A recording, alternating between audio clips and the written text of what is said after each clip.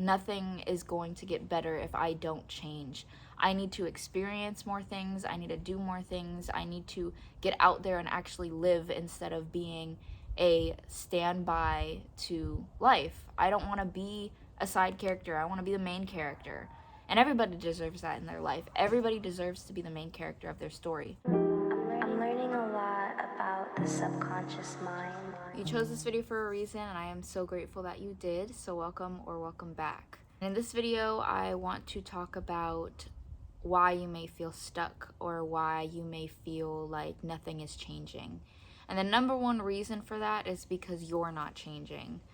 Your external life will not change and will not go in the direction that you want it to go if you are not changing yourself or your beliefs aren't changing. There's been a lot of times where I felt very stuck and I felt like I was gonna feel like that forever.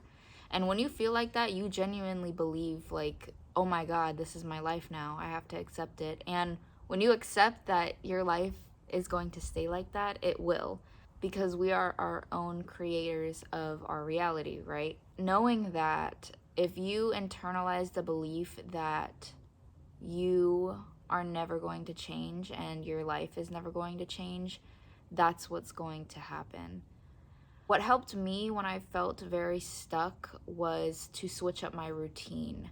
When I was doing the same things every day, for example, I've been taking the progressive workshops by Joe Dispenza, and in one of his videos, he says that, when you wake up, you roll over on the bed the same way that you do every day. You brush your teeth the same way you do every day. You work, you hurry up and go home and eat and sleep, and then you do it all again. When you do that, you're not welcoming any change into your life because nothing's changing, right? You're not doing anything to promote change. And in that case, your reality is predictable. It's going to always be the same no matter what you do because you're doing the same thing every day, which will equal the same outcome.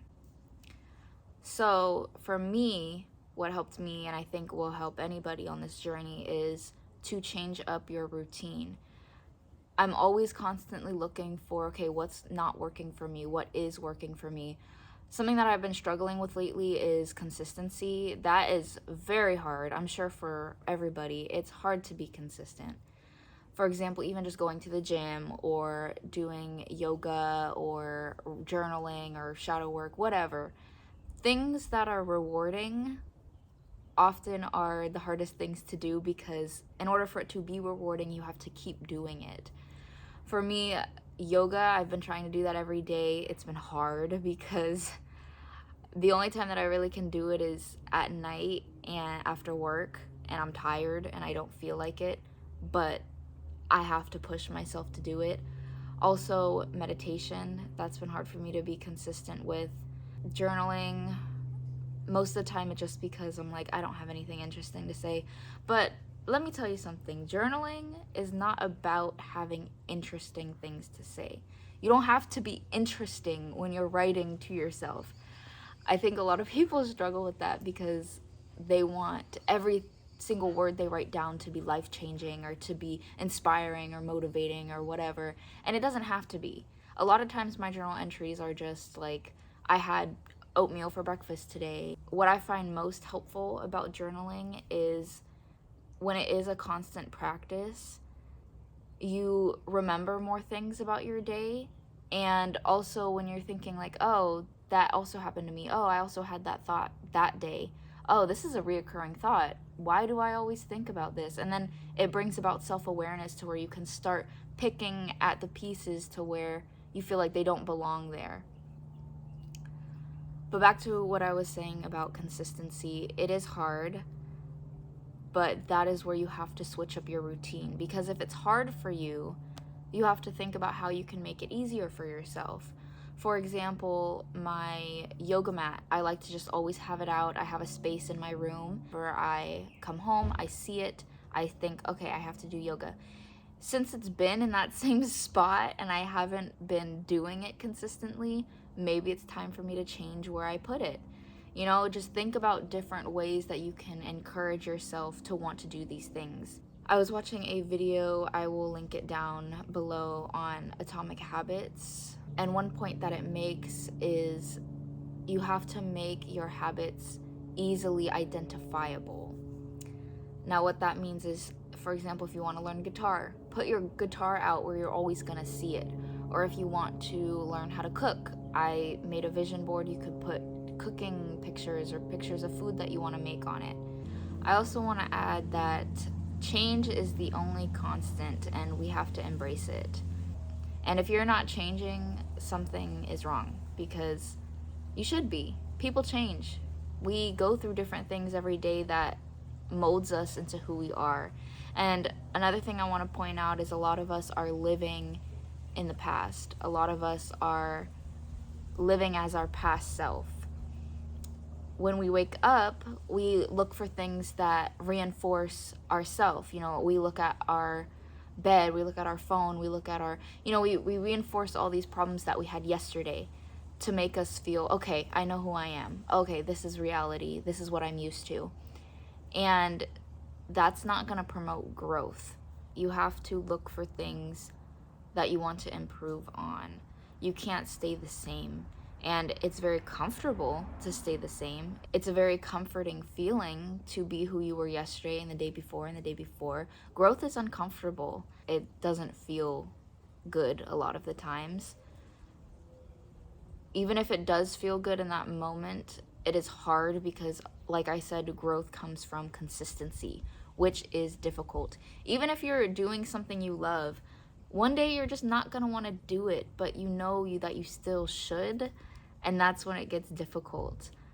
I also wanted to mention I am planning to attend the June retreat, and I am so excited. I'm a little nervous because this will be my first time traveling by myself and internationally, so I had to learn how to get a passport. I had to learn how to book a flight, book rooms, plan for a big trip.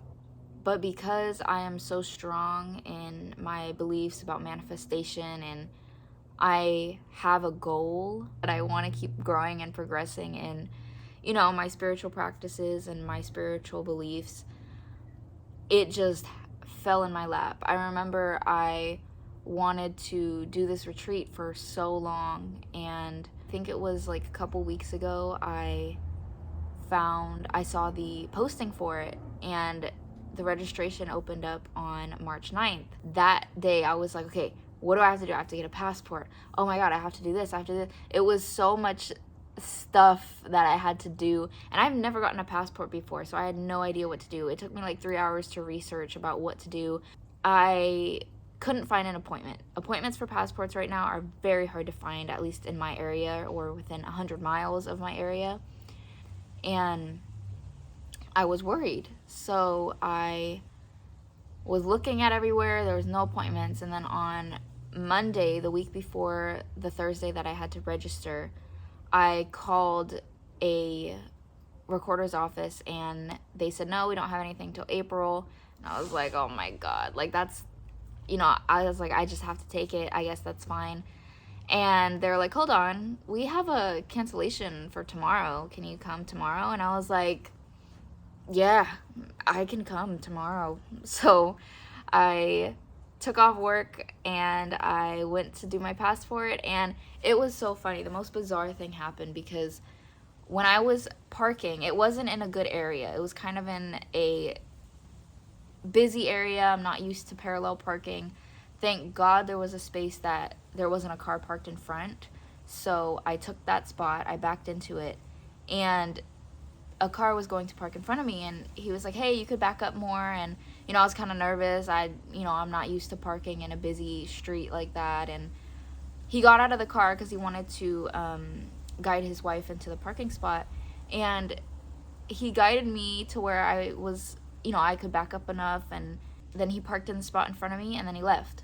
And I was like, oh, okay, thanks. And then I did my passport appointment, and then coming back, there was a car parked in front of me. Not the same one, but a different one. So I was kind of nervous because it was a small spot. I was like, oh God, I have to keep inching my way out of this spot. So I was a little nervous about that, but I tried. I went forward, and there's a guy selling hot dogs on the sidewalk next to my car, and I was going to back up more, so I looked back at him, and then he looked at me and he was like, oh, you can keep going, you can keep going. And I thought I was going to hit the car, but I was like, okay, I'm trusting you. And I went, and I was fine. And then I left, and I am supposed to be getting my passport in a month or two. So it was kind of just like, wow, things are just falling into place, and I'm going to take that as, yeah, you need to go to this event, because that was a manifestation in itself.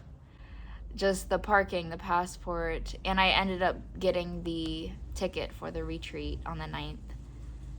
So it's just kind of been a lot lately, and right now I'm struggling with the aftermath. Because now I'm like, what do I do? What do I do? I'm a type of person where I'm like, I need to constantly be working towards a goal, or then I don't feel like I'm doing anything productive with my life, which is a bad mentality, because we all need to relax sometimes. It's fine. So I just want to be switching up my routine. I want to work on that.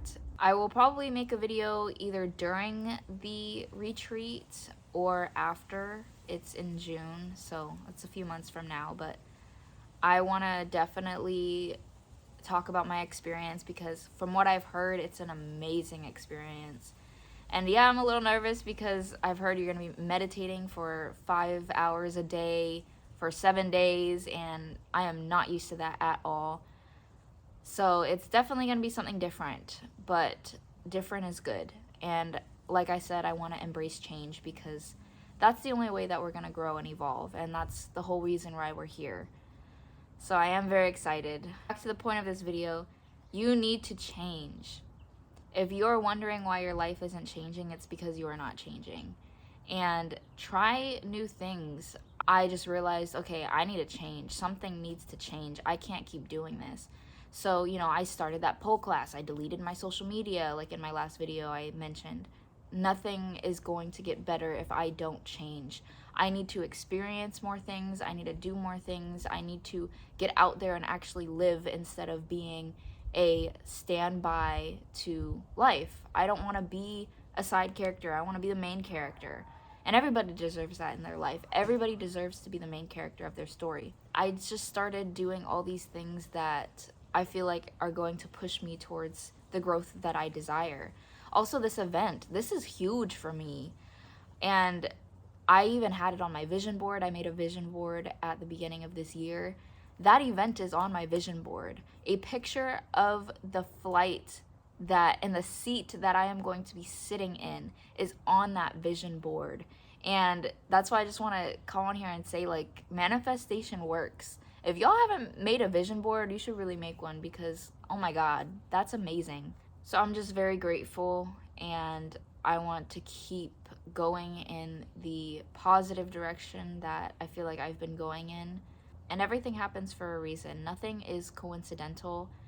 So if you've gone through something that is shaking you up, you're off, you are sad, depressed, angry, take your time to heal. But I also want you to see it as something that you can grow from. Because also, like I've been learning in the Joe Dispenza videos, for example, he talked about a woman who, she lost her husband, right? She found out he was cheating on her, and 20 years later, you could either say that was the best thing that happened to me, or you can say, yeah, I'm this way, I'm angry, I'm bitter because of that thing that happened 20 years ago. It's in your power to choose which one you want to be. And by shortening that time that you react to that event, it doesn't become your personality, it becomes your motivation. And another thing too, he pointed out, why are you waiting for something bad to happen to feel motivated to grow? I think a lot of people struggle with that, because when you're down on your knees is really when you are asking for help and for change. When everything's good and just staying the same and you're happy with it, you're not going to want to change. Because why? Why are you going to want to change something that, you're comfortable with? Change is scary, but it is very necessary and essential to life and to growing. And I'm grateful for the experiences I went through, even though they may not have been pleasant at the time. But as I've been learning, it's more about how I grow from them rather than how I grow with them. I can't hold on to those experiences that hurt me and 20 years later use that as an excuse for why I'm hurt. That won't improve my life, and in a way, it's a step backwards.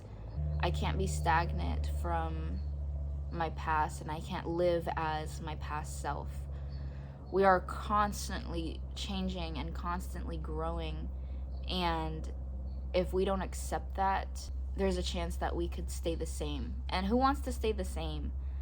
I personally don't. I don't know if there's anybody out there that does. If there is, I don't understand. We all want to change, we all want to grow. And I think changing your routine is the biggest step in doing that. And it's also just about trying new things. For example, my pole classes, I knew I wouldn't really like the gym, so I decided to try a class. And pole dancing is something that I've always wanted to get into, but I've never had a pole. I couldn't really get a pole because I don't have the space for it. So I was like, why not? What's the worst that can happen? It was like $25 for one class, and I'm really happy with it. It's a great form of exercise, and it makes me feel good about myself. So I'm very grateful for everything that I've been through, and you should be too. Even if you're going through something right now that you're not grateful for, you need to grow from it and change your routine to step out of that experience. I also want to add that not having expectations for things can help with feeling stagnant. A lot of times we are holding on to this idea of what we should be or what we think we should be and what we expected of ourselves, and it didn't happen. And getting rid of those expectations of ourselves is a way for new blessings to come in, because a lot of times you're holding on to something that isn't meant for you, so therefore it won't come to you. So when you let go of that, you allow different things to come into your life that serve you, that are meant for you, that are fulfilling of your purpose. But if you're holding on to something that doesn't serve you, it won't have room to come. Of course, it's your attitude, but it's also your actions. They play hand in hand, and you have to do both if you want to see a lot of change in yourself. So I hope this inspired you to change and to grow and to realize what you need to eliminate from your life and what you need to bring forth. And just let things flow. Things will come to you if you let them. You can't hold on to anything. Nothing in this life is permanent. And the only thing that will always be with you is yourself. So work on that. Focus on that. There's nothing greater than self-love. Anyways, I hope you enjoyed this video. I hope I inspired you to take control of your life. And I will see you in the next one.